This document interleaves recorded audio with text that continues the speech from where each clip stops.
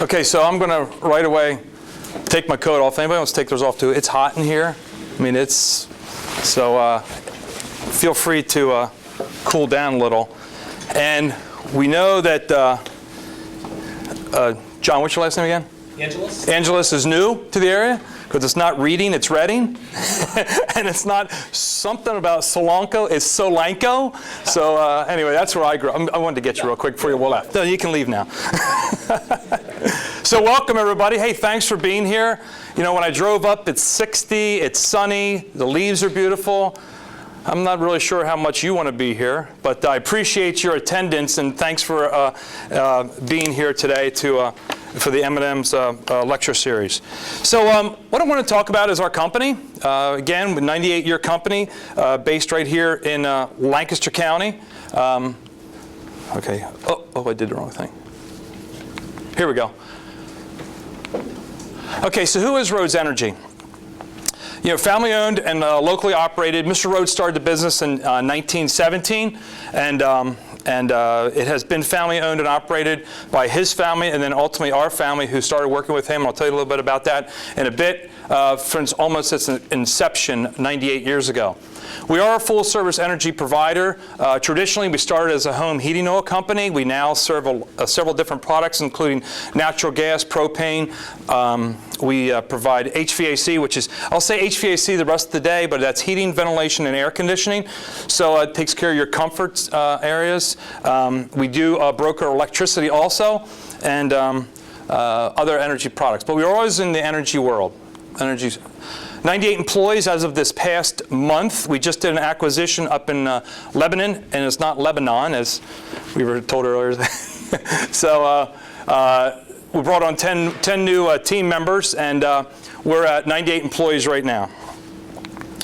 We have 6 offices located throughout Berks, Chester, Montgomery, Lancaster, and Lebanon counties, and we are a 64 annual revenue. Now, the revenue is sort of can be very deceiving because we are a petroleum-driven company. That is where our revenue is generated, our costs are generated. That's mainly all of our product costs, except some HVAC supplies and materials. Our revenue dollars may actually drop about 30% this year below that 64 million. A lot of people will freak out about that if you're in business. We are a cents per gallon business. In other words, we charge whatever our cost is of the product. We add so many cents per gallon, as in pennies, C-E-N-T-S. Not common sense, but C-E-N-T-S. So we are not so worked up about revenue, but we're giving it to you because it is published in like the Central Penn Business Journal. So we're not here to, you know, we're an open book here today with you, with your group. Okay, so yeah, we have had a pretty good run of some nice accolades. So we find out November the 1st or 2nd, whatever that is, in Harrisburg, we were nominated and selected as one of the 6 finalists as one of the top businesses in Central Pennsylvania through the Central Penn Business Journal. We're just excited. We don't know what's going to come out of it, but to be in a group of your peers and to be recognized. We're in the group of small companies, less than 100 employees, so we're not hiring 2 more people for the next month. We're holding still at 98. So our history. Mr. Rhodes started the business in 1917. My grandfather was an orphan, started working with Mr. Rhodes, and brought him on as his gopher. And Mr. Rhodes, in the heyday of the oil industry, the home heating oil business, he started with a rail car with kerosene down in southern Lancaster County, down in Corryville. And the business evolved into sort of a pretty mega entity. If you ever heard of Getty Oil or Flying A, I'm not sure if any of the adults know those entities at all, but Flying A and Getty, we were the distributor the whole way from Lancaster County to the Philadelphia market. So we would run 6 tractor trailers into the market every day and take care of mom and pop gas stations. Those were the gas stations before Wawa, Sheetz, and Turkey Hill. Okay, so it was an evolution of the business and how Mr. Rhodes built his business. He would stick tanks on a property. He'd bury the steel tank in the dirt and leave it sit there, so then it was a customer for life. He did a lot of that business. My grandfather was his sidekick. And Mr. Rhodes had a restaurant and built the restaurant because Mrs. Rhodes didn't like to cook. So she had... and they bought that around 1935, and the interesting story about it, so if anybody's from the southern end around here, anybody from southern Lancaster County at all in the room? Okay, you ever know what Reynolds Funeral Home is? Okay, across the street, there's a restaurant right there. Well, it was a restaurant. It's a pizza place now.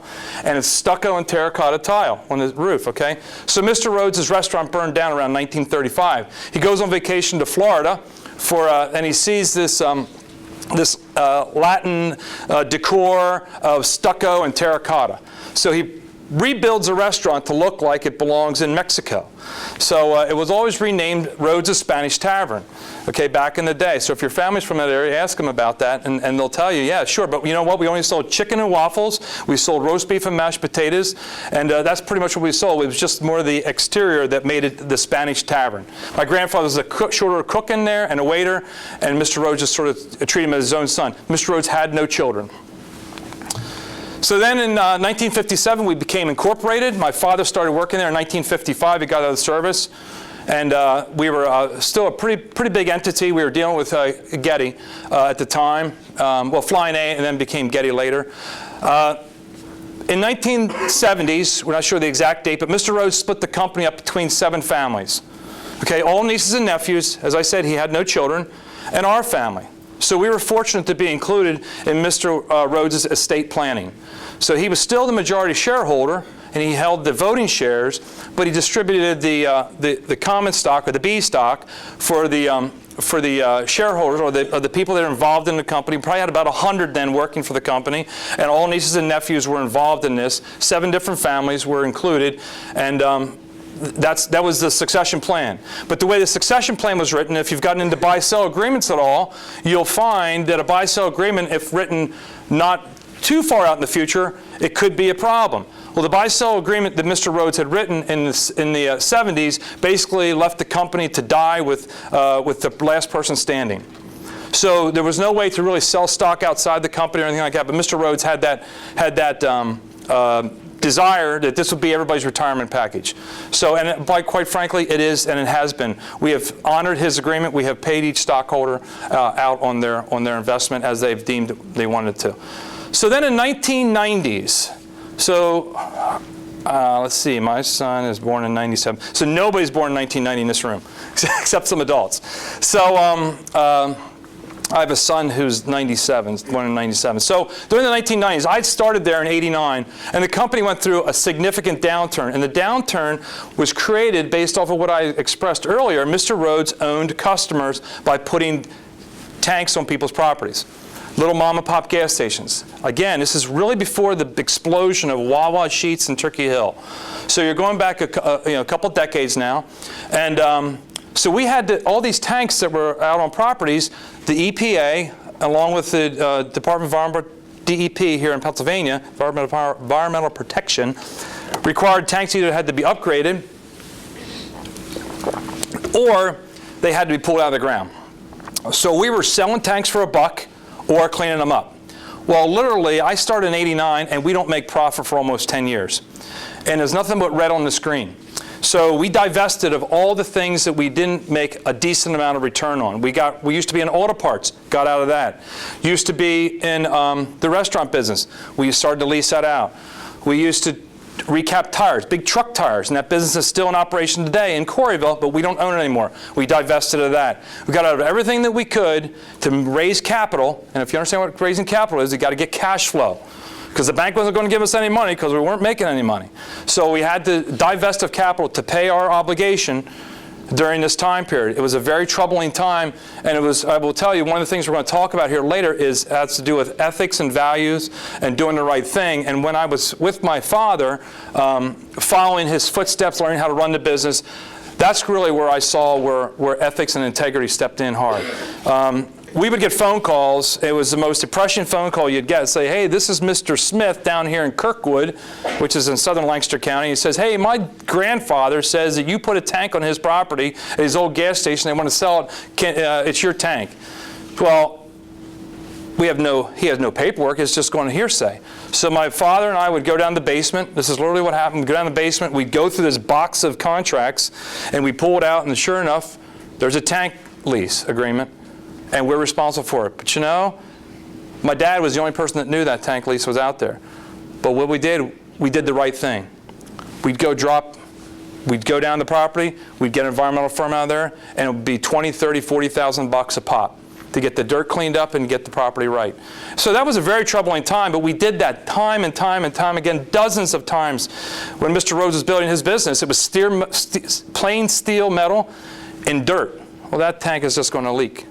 So we did our obligation, so we got through that time period. We then got through the 90s, and we called those they were bad times. So we got into the 2000s, and we started our first acquisition mode.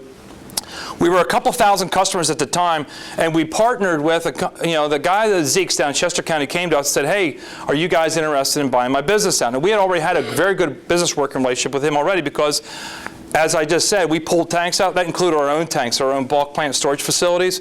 We ended up leasing his tanks that he ran his home heating oil company out of. We then leased from him, and then he came to us and said, hey, you want to buy?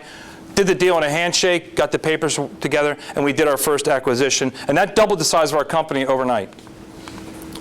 And then in 2007, we did a small acquisition. In 2009, we went from 35 employees to 70-plus employees overnight in 2 counties that we've never done business before. And if you want to learn anything about how not to do something, I got a textbook on that. I can tell you how to destroy culture. I can tell you how not to engage employees. There's a lot of things that I can tell you from past experiences, and we didn't do this very well. E.G. Smith was in Reading, and Boyertown is in Boyertown, obviously, and we serve the Montgomery County area. Great companies, very nicely run companies, strictly home heating, oil, and HVAC, no other products. And we struggled with culture. We struggled with engaging them. We said, you know what, we're going to do a hands-off approach. Well, hands-off was too far hands-off, and they didn't get who we were. All they knew, that's one thing that you'll find if you ever get involved in an acquisition, or your parents are ever involved in an acquisition, and they're the ones that are getting acquired, they didn't pick to work for that company. These employees didn't pick to work for us. They didn't put an application in. They just found out one day, okay, now you're terminated, literally terminated, to give them a termination letter, and now you're hired by Rhoads Energy. It's a very troubling experience. So, the engagement that's necessary for that kind of stuff is essential that you're with the team. And then in 2010, 2011, we became a licensed natural gas supplier with the PUC. We now serve UGI, which is this market here, and PECO, which is down the Philadelphia market with natural gas. The reason we did that, because if you remember in 2008, and you probably don't, but your parents do, crude oil was up about $147 a barrel. What's it today? About $45 a barrel. And it has come off of 110 just in the last 6 to 8 months. Well, the bottom line is, though, people were changing to natural gas and other fuel sources overnight, and our team, we were losing customers, and our team wasn't even being considered as an option to do the work. We would get a phone call, hey, close my account, I'm already a natural gas customer. So we wanted to defend our service techs, we wanted to defend our team.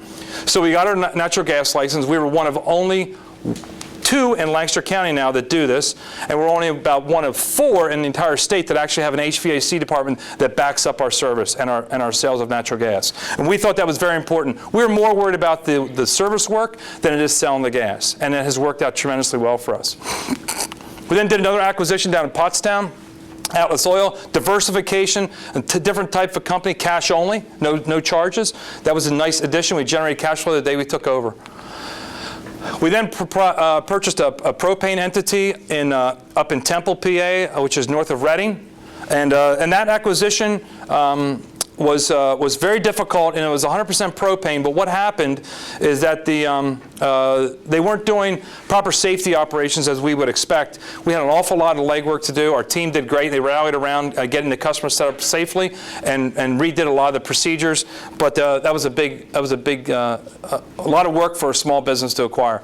And then finally, like I said, on October the 1st, we acquired Bolts up in Lebanon. So if anybody's from Lebanon at all in the room? Okay, well, if you would, this guy here is probably the godfather of the home heating HVAC business in the United States. Bob Bolts, great guy, love him dearly, known him for about 25 years. Again, every single acquisition that we have had, we have never bid. We have never bid against another company. And we believe that firmly is that we treat people fair. We come in, we give up stuff that they might not even ask for, because we think when there's not a little bit of pain around the table, If everybody's not feeling a little bit of pain around the table, then that's a bad deal. If one guy's walking away, oh, this is awesome, and the other guy's walking away, this is terrible, that's a bad deal. Because you're not going to get the legacy, which means your previous history of that reputation. The employees aren't going to rally around you, and the guy's going to leave with sour grapes and possibly bad. But we have never had to bid one time. Not one time have we bid against 8 acquisitions, and because they trust us and they know we're going to deal with them fairly. So let me talk to you a little bit about our business cycle. So I think, okay, can you see, everybody see over here? I'll turn away then here in a second, okay? So our business cycle,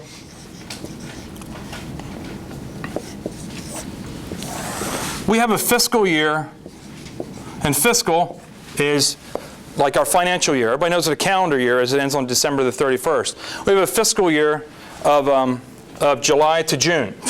And that's sort of our way our business runs. We're busy a little bit, but we really get busy in the winter months, and then we die off in the spring. So right now, these months right here, if this is December, if this is December here, so our business cycle is that we lose money every single month. Here's August. We're losing money every single month. Here's September, lost money again. October, lost money again. November, probably breaking even. December, we're starting to make money. And then probably around the second week in January, we might have broken even. Now that's a very scary business model. So then we make a whole lot of money up here in January, February, March, and then May and June, and then hopefully we end up right here and we make some profit. But this problem, our business cycle, is what we are focusing on. That's our goal right now is to get rid of this. This dip here is a terrible situation. Literally that dip, if we don't have a decent winter or an average winter, we're cutting expenses very quickly or raising margin. There's just only so many things that we can do because we are so weather driven. And that's what it's all about. We are very weather driven. And so if we have a 70-degree day for 2 weeks, we've probably taken out this entire profit at year end. We're now working for break even. That's how tight our company runs in terms of profitability. We have really been fortunate because the team we have and because the business that has evolved, and we're going to talk about that in a little bit here, is that we have been able to stay above the black for many years. But it has been difficult. About 4 years ago, if you remember, a very warm winter. The last 2 winters, bell ringer years, no question about it. You know it. Your parents know it. They're paying more money for their operating expenses to heat your home in the winter. But those are bell ringer years. Those have been bell ringer years for us. We don't expect to replicate that in a very long time. So hopefully that helps you understand a little bit about our business cycle. Anybody questions on this at all? Can you see this back here? You see it? You good? Any questions at all? All right. So there are we have a two-pronged approach with our growth in our company. We have organic growth and we have acquisition. So organic growth is growth that we don't have a single customer. We go build up something around an idea. For instance, we got into propane 4 years ago. Well, to be able to get into propane, you got to buy a truck. You have to do training. There's specific national training that's required. You have to figure out pricing models. You have to figure out supply sources, things like that. So the upfront cost is pretty expensive, but the downside, not so bad. You can sort of get 1 or 2 people engaged in that, get it going, figure out what it's, and that product in particular. Okay, organic growth, 0 customers, we're going up. What we have done is that our model is to do these acquisitions, because when you do an acquisition, what are you doing? You're just buying profits. That's all we're doing. So hopefully within the next 2 years or so, or 3 years after an acquisition, we're break even with that entity, and we're now funneling those profits back into our company. So we reinvest continually with our with our profits. For organic growth, we did natural gas, we did propane. We'll talk about a Voyager card, a fleet card, and we'll talk about here in a quick second. So what is going on, though, if we don't have this organic growth, we know we're doing acquisitions in the home heating oil business. Well, we're buying a dying business, to be honest with you. It's a dying business. But we have entities that are willing to sell those to us at a good value for us, and for them, they're satisfied with what they get. But we know that's not a long-term play. We know that we need to be looking forward for things like natural gas, for propane, for HVAC, for fleet car business, and things of that nature. New product offerings. We started with home heating oil back in 1917. We brought on natural gas. We brought on propane. And so we have, as you've seen, we never were this, but with all these acquisitions that we're doing, they aren't doing the things that we're doing. They're not reinventing themselves into different product lines, but still staying to their core of energy. HVAC, installations and service. Our HVAC department, the one acquisition we did, we were so bent on growing that HVAC division. They were doing $100,000 a year in installations. They're up to $500,000 a year in about 4 years. I mean, it's pretty significant growth for a team that's not used to that. They're doing air conditioning, doing heat pumps, we do geothermal to some degree.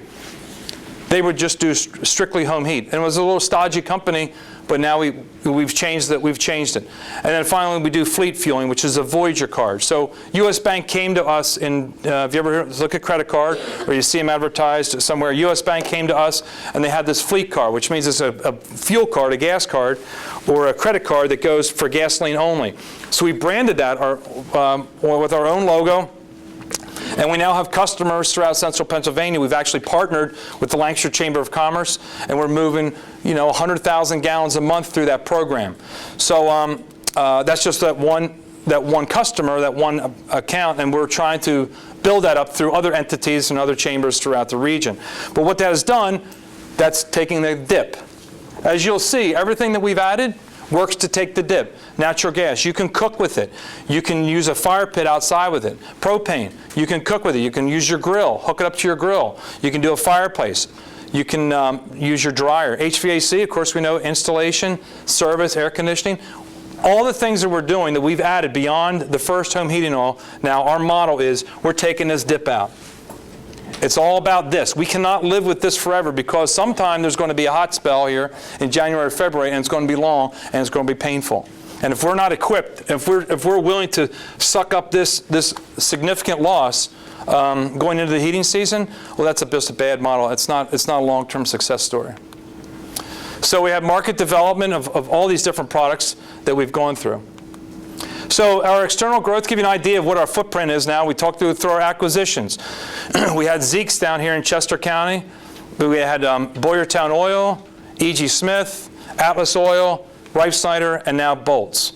So that's our market footprint. Gives you a pretty good idea where we are. But we are not going to jump over here to Somerset County. We're not going to even jump to Franklin County. Matter of fact, we won't even go to Cumberland County unless we have a business in Dauphin County or if we have a business in York. We've made a company commitment to continually to become, to saturate or fill in the gaps in these markets, and because we can run much more efficiently. We actually have technology that allows us to deliver to multiple products, multiple customers, different entities off the same truck. The ticket just prints their name. We believe, and we've proven it, that from our competitors have done acquisitions, that the name, the legacy, the Bolts name, the E.G. Smith name are important. Some companies that are much bigger have failed miserably when they do an acquisition because they come in, they paint their trucks their red color or their blue color, and then they take, for instance, the Bolts name off the truck. Well, they don't have any relationship with them. They think it's still Bolts. Or they thought it was Bolts. Now they know this is new. We don't change anything. The customer doesn't even know that we came to town. They're going to see new technology off the truck. But that's about it because we think there's significant value in the legacy of that entity. And we've done this time and time again. The attrition rate, or the amount of customers that our competitors lose, is around 21% the first year. The amount of attrition rate that we have, customers within the first or second year, is less than 5%.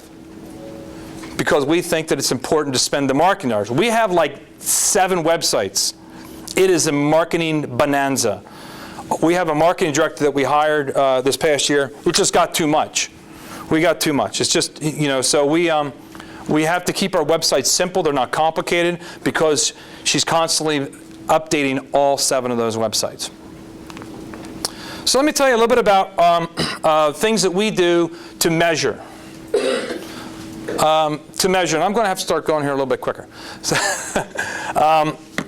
their KPIs are key performance indicators. Anybody understand what, do you study KPIs yet at all when you're doing some projects? In here, anybody doing KPIs? Okay, that's fine. So one thing that we track is a 12-12. So I'm going to give you 3 different graphs that we look at. And that shows you a trend of your business. How are we doing? Okay, what's it look like? What does the previous 12? Are we catching the trends? So it sort of levels out. Oh, we got a great month in December. We got a crappy month in June. Okay, so one of the things, gross margin. Gross margin is the amount of profit you have left over after you sell the fuel, we'll say, and you buy it, and you subtract the 2, you got a gross margin or a gross profit. That's before you have operating expenses like payroll, salaries and payroll. Before you have insurance expenses, you have supplies, vehicle, fuel, all that kind of good stuff. So what you always want to be is in an upward. Is there a laser on this thing? Is in an upward, something above 1. Okay, so it really looks like it's a bad story. Quite frankly, it's not that bad of a story. What happened here, if you remember the dates that we talked about, between 2013 and 2014, we did 4 acquisitions. Our gross profit was frickin' smoking. We were shooting up very fast, which was great, but we were also taking on expenses. But bottom line is, though, we were having some spectacular years right in that spot because we were, so what this means, if you have a 1.02, we look at the last 12 months, and then we're going to jump back another 12, so we're 2% higher now than we were the previous full 12. It's a 12-12 rate of change. You always want to be above 1 on revenue. Well, on gross margin for sure. And expenses, you want to try to keep that in check, and we're going to see that next. And it's not a good story, so you can sort of see where we're heading right now. We got some work to do. But we're at a 2% growth of margin over the previous 12. So so we had a good 12 in 2014. We're having a better 12 in 2015, just by 2% though. It's a 1.02 if you can't see that. Now here's not a great story, as great a story. So our rate of change for corporate overhead is right now 1.09. So what that's showing us is that you have the previous 12 months, our corporate overhead, the salaries of we'll call our executives, our managers that are not designated to a specific department, our marketing director, our business development director, our human resources manager who we just hired, are in this corporate overhead. So our overhead expense is going up, corporate-wise, 9% more than it was the previous 12. So corporate overhead is one piece of what we take out of that gross margin, but we need to make sure that we're keeping in touch with this growth, this increase. Over here in going back a year or so, we were at 0.9, 0.7. My goodness sakes, if your 12-12 is under 1 and your GP is up, well, that's just a recipe for success.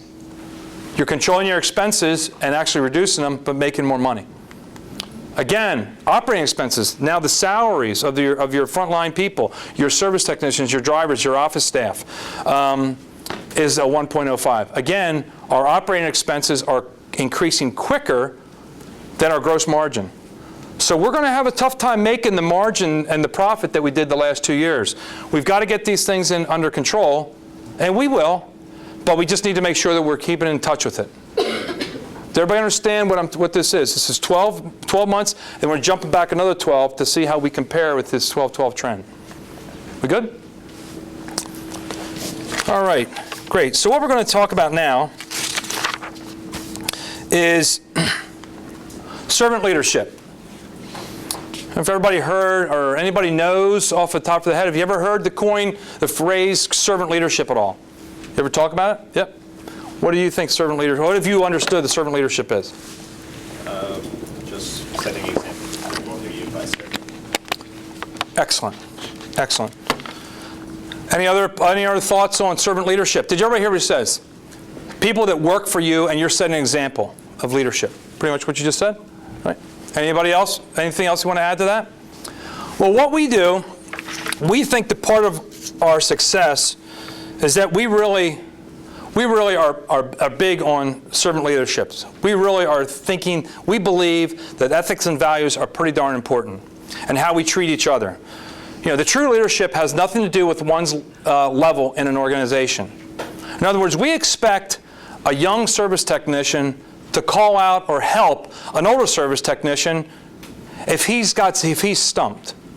Or we expect a manager to cross ranks of a different department. If there's an opportunity to help coach them, we expect that to happen.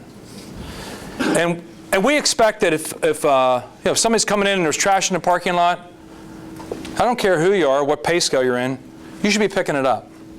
And people will follow that lead by example. So what we do for our managers, so they understand and they drink the Kool-Aid about servant leadership, we give each of our managers this book. It's called The Secret. And you might want to read this in. I've got a couple copies here by Ken Blanchard and Mark Miller. It's an easy read. It's, as fast as you kids read today, be done in a night.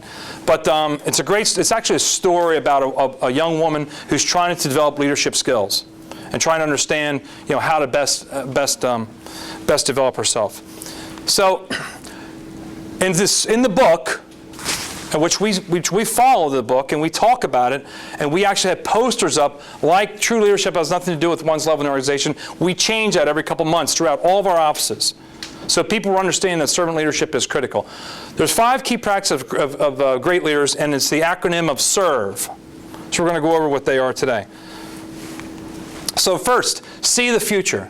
To envision and communicate a compelling picture of a preferred future. So what does the future look like? That's the leader's responsibility, to give them vision, to get them fired up. If they're coming to work and there's no vision, and it's just stodgy old, the same old, that's not fun. You're not going to get people engaged. You need to be able to communicate that you are seeing the future and you have the vision, and then they can replicate that vision with the rest of the team. The focus then is on vision. Next, engage and develop others. To recruit and select the right people for the right job, while creating an environment where people wholeheartedly invest themselves in achieving the vision. We talk a lot about our company. You know what, that guy's on the right bus, but you know what, he might not be in the right seat. Well, that's not a reason to terminate. That's a reason to coach. And you know what, there might be a different seat on that bus for that guy to work, or that young woman to work. So we believe that coaching and developing, we are one of the biggest offenders of this. And if any of your parents have been in a company a long time, especially a family-run company like ours, you want to reward longevity. You want to reward those kind of employees that stick in there with you for 15, 20, 30 years and elevate them. Well, sometimes that's the biggest mistake you could ever make. You don't want to elevate people beyond their skill set or where they learn best. We have made that mistake at our company time and time again, because we want to thank people by giving them new role responsibility. We've taken top-notch service techs out of the field. The customers love them. He's got thousands of customers that say, I want only Kevin in my house, nobody else. Or I want only Bobby out here, nobody else. So we take him out of the field and give him a supervisory position. Fails miserably. We elevate him into a position, or we move him into a position that's not appropriate for him, because he learns differently and he works differently than other people. Same as you put a manager out in the field, train wreck possibly. Just because they happen to know it doesn't mean they can do it. So we are really involved in making sure that the people get on the right seat on the bus. And if you got a great employee, you want to make sure that they get it, and you want them to stick around with you. We just got to figure out, one size does not fit all. So the focus on engage and development are the people. Reinvent continuously, to possess a never-ending focus on improvement. We have done 8, 9 different acquisitions. Every acquisition looks the same on the opposite side, on the acquiree side. They're an HVAC company selling heating oil. We have evolved into something that's totally different. We're an energy company, but we have different product lines. And we are looking into the future to not just relying on 4 months of cold weather to carry the day. So our company, I think, is exciting. I know it is for a lot of people, especially the acquirees, the companies that we acquire and their team that we bring on. They say, wow, you guys are doing this and you're doing natural gas. I've never heard of a home heating oil company doing natural gas. I've never heard of Voyager Fleet Card. It's a national card that can generate revenue 12 months that we're actually buying from ourselves. And when we go to a Turkey Hill, we take our Voyager card in to a Turkey Hill and get gas, and it's our card at their pump. It's a pretty good feeling. And it gets excitement about it. And so, you know, we're never ending focus for improvement and continuously trying to reinvent ourselves. You know, one of the things that's pretty clear, as a leader, if you think that you've stopped, that you don't need to learn anymore, well, then you're not going to, they're not going to follow your lead. They're going to follow your lead, and they're going to follow your lead and say, well, if Mike doesn't think he has to learn, he doesn't have to read, he doesn't have to stay up on the latest industry trends, well, then why should I? He's the leader. He's the guy that's setting the standard. So one of the things that we talk about, too, is that when we bring on new employees through our acquisitions, we use this book called Who Moved the Cheese? Okay, everybody hear that book before? All right. So anyway, so there's these mice. They're in a maze. Okay, they're going around, and then one of the mouse is called Him, and the other one's called Hall, and I don't know whatever else. I forget what the other two are. But the premise of the story is that these mice, every morning, they go out and they go through a maze. Okay, so they're going through this maze, and they go to the cheese. The cheese is sitting there every single morning. So they go and eat the cheese, they get all full, and they go back and they go to bed. Next morning they come out, boom, boom, boom, through the maze, eat the cheese, fill up, go back, it's a great day. Come back the next day, no cheese. Well, one of the mice says, well, what am I going to do? Well, I'll go see if it comes back. The other mouse, he starts looking. He's continuously trying to improve. He's trying to change. He's trying to adapt. Other mouse keeps coming back, no cheese. And that mouse eventually just sort of dies. And the other mouse, because he was able to adapt and he sort of figures it all out, he then, he sort of gets it. He's looking at the future. He's saying, okay, I got to start saving. Maybe I'll set some cheese aside because, you know what, the cheese moved last time. And I want to make sure I have some cheese in case I go a little bit down. When we come in and we do an acquisition, we just moved everybody's cheese.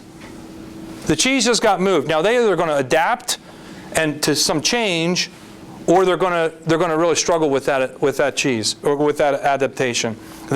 So be willing to accept change and be willing to learn. You're so young in this room that you're going to see a tremendous amount of change. So you're going to need to be willing to work with your employer and accept those changes, provide the feedback, try to understand why they're doing it. If not, ask. So the focus is on improvement.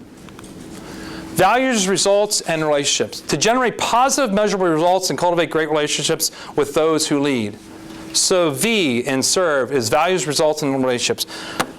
There's this thought that with a black marker doesn't work. That this is work or business, and this is play. Okay? So some companies have that mentality that they're separate. So over here's work. When you show up to work, it's all about the work. When you go home, you go ahead and play. Weekends are yours, and you get 3 hours with your kids at night and maybe 15 minutes in the morning before they get in the school bus. But the rest of the time, you're mine. When you walk in the door, you're all about me. Well, quite frankly, if you really want to develop a team that's going to rally around you as a leader, you need to find where the sweet spot is between work. Oh, shoot. I don't want to do that. That could be devastating. And play. And this is a sweet spot. And that's the area that we like to play in at Rhoads Energy. We believe that it's important to develop relationships with your team members, that it's important to know about them personally, and to share your relationships with them too. So when you're in that zone, sure, what you're going to do then, you've now got a team member that's working for you. You know that Mary is having some tough times at home. Her kids are sick. She just got an insurance bill, health insurance bill, from being at the doctor's, and it's pretty expensive. She's having some cash flow issues. But because you've kept an open relationship with her, you can talk to her about that. One thing that we do, and we started doing this about 3 years ago, I now have a one-on-one meeting with every new hire. I talk to them about the history of the company. I talk to them about our values. I talk to them about integrity. I talk about ethics. I tell them about my kids, my wife, what I like to do on the weekend, and I get the same from them. So we've instantly know something about each other. They're not a number. And quite frankly, we got people that really like to work. And you know what? We bust chops during the day. We work hard during the day. And sometimes we do things together, and sometimes we don't. But it doesn't have to be all work and no play. And if you can balance this as a leader, you got it made. You need to develop the relationships with your team. If you got those two working together, your company will succeed. Embody the values. So that last part of serve, letter E, embody the values. So, are you really walking the talk? The one phrase I like to use is, I can hear your words through your actions. So if you think about that, okay, if you're the manager and you're saying, hey, you know what, we got to get in here. There's, it's all hands on deck. There's 2 feet of snow outside, and the customers are most important. I'll see you after my coffee break, though.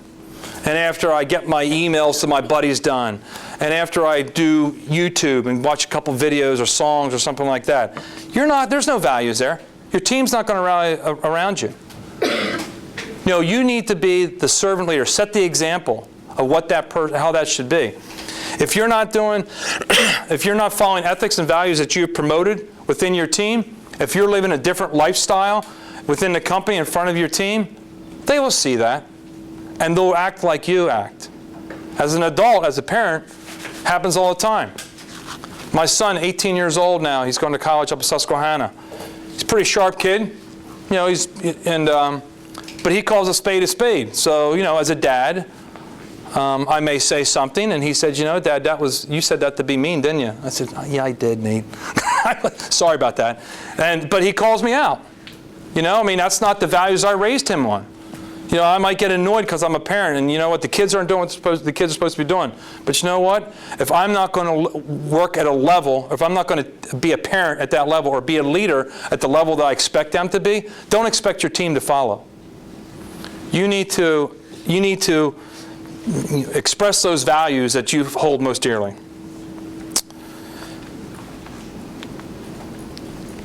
One thing that I talked about earlier was my dad, and when we were getting phone calls about tank remediations that we had to do, taking the tanks out of the ground, 20, 30, 40,000 a pop.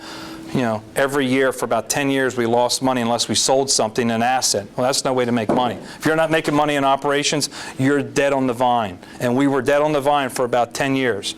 So my dad really taught me what integrity was really all about. Nobody knew about those. He had those files except him, and we paid up. So I know that's how I'm supposed to run this company, with integrity. And I really appreciate that opportunity I had to follow my father to go through that. So the focus is on your credibility. Who are you? Okay, so I've got no hands raised so far, but how many people have seen The Wolf of Wall Street? Okay, that's not how you run a company. So, so just so you know, that might be true in the way it really is, but I'm telling you what, when you live in a black and white world and not a gray world, you will sleep better at night, and you'll be a better person for it, and your team will love you. So again, serve. See the future. Transfer that vision to your team. E, engage and develop others. Make sure the people that are on your bus are on the right seats. And if they're not on the right seats and they're a keeper, move them. Help them. Engage with them. Get them working the way they need to be. Get them so they can be productive. So we got people that have fallen on a sword for us. We absolutely do. We have moved them into roles where they failed miserably, and that's on us. That's on me as a leader, and that's on our managers that moved them into a role that's... So we move them back, and they're happy people. Matter of fact, that just happened. We elevated a guy into a field supervisory position, overseeing 5 guys. He was a great service tech. We moved him back just a month ago. He's a happy dude. It happens. We make mistakes, but you know what? If we're acknowledging the fact that we make a mistake and we can live by that, that'll be just, we'll be okay, and they'll be okay too. Reinvent continuously. Get excitement. See the future. You know, don't be a stodgy old, same old, same old.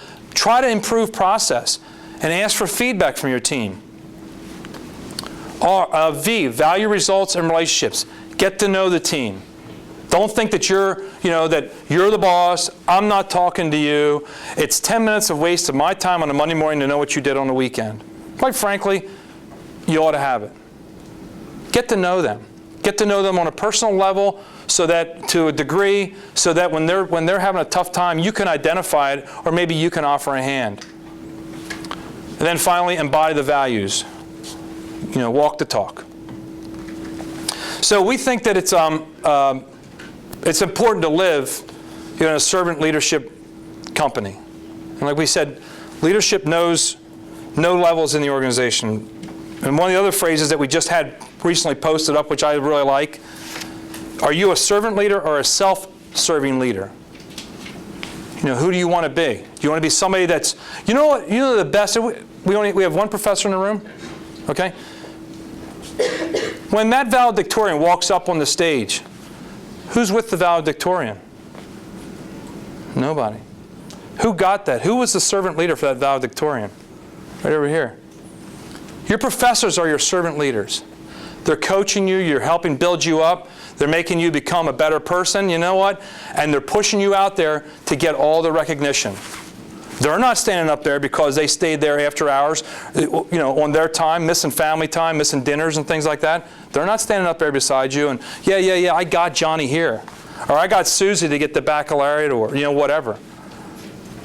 So anyway, think about that as the professors, when they're there helping you out.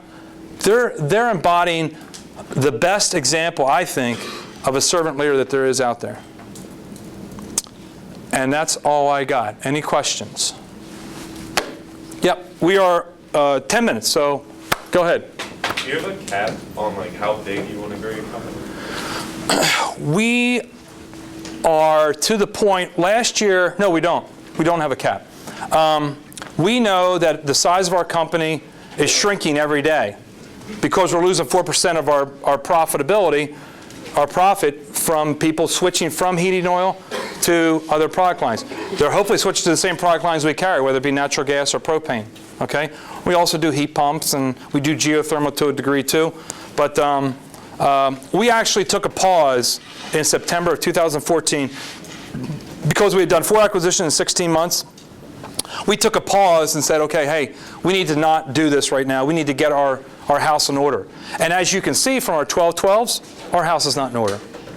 Okay? I mean, so we're working on that, and we've made some changes that hopefully in the next 12 months, you're going to see that 12-12 on the operating and on the overhead expense flatten out or just a little bit up, but our GP continuing to rise. So, good question. Yep. Yep. Can you just repeat the name of the book that you recommend? Yep. You want to read it? You can have it. You're welcome. There you go. It's called The Secret. Another question? The author is Ken Blanchard and Mark Miller. Another question. Yeah, go ahead. Take the coat off, man. You're dying. I'm dying. You said you guys struggle with corporate culture from all the acquisitions. Did you guys fix that? We have. So some of the things that we have done, first of all new hires get one-on-ones with me. That didn't happen before. It didn't happen 5 years ago. It didn't happen 4 years ago. So they know that they've been acquired by a company. They don't know that Mr. Rhodes started with a rail car in 1917 that my grandfather was an orphan, that he worked with Mr. Rhodes as his hey you boy, or and his gopher, you do this or do that. They don't know that our family's been around the business for the whole 98 years. So they don't know the struggles we had in the 90s. They just think that some big company came in and bought us up, and their corporate offices in Lancaster, and that's who they are. So we have transferred culture. We have Rhoads shows now, R-H-O-A-D-S, Rhoads shows. So we now go out to all the offices. We try to do it at least quarterly, sometimes more often, and we meet with all the employees at each of the offices and tell them exactly face-to-face what's going on. It may not seem like a big deal. Other companies may do them weekly or monthly, but we're doing them because we have 6 different offices and we're really busy. We can't really have them that often, but it is a great way to transfer culture, to answer questions face-to-face, do exactly what you're asking of me right here and now. So communication has probably been our biggest area that we needed to improve on, and we've done a better job of that. As a matter of fact, we just added some more communication things. We do huddles now at each of our offices on Monday mornings, and each of our departments are starting huddles weekly also. And a huddle is 5-10 minutes. You get together, you talk about the things of the week. What did we do last week? Were we good, bad, or indifferent about some problems? How can we improve on those things? So it's all about communication, quite frankly. If you're not engaging the team member and communicating with them, that's where you're going to have your biggest culture issue. They won't know about you because you haven't shared anything. No. No. Anything else? Question? All right. So give me a servant leader, a worldwide servant leader. Somebody you can think about. It would be like the epitome of like over the top. I don't know, there's no wrong answer. It could be your dad. It could be your mom. Give me an example of one. Come on. Come on, somebody. Yeah. Bill Gates. Bill Gates? And why do you think Bill Gates is a servant leader? He has the entire Gates Foundation, so you know that through his time in Microsoft, he wasn't just accruing money for the sake of it. He's going out, giving it out to all these charitable organizations and all the projects he funds. Good. And he's sort of, leading by example. Yeah, and one of the things that he's also has been big on is that he would actually, he has a tremendous team, and that team has to work. They have to know their roles, and he obviously has a great support team that they've got to develop, and then those leaders then and can develop the team around them, and they continue to work together. So it's a very collaborative effort. I like that one. Here, I'll give you.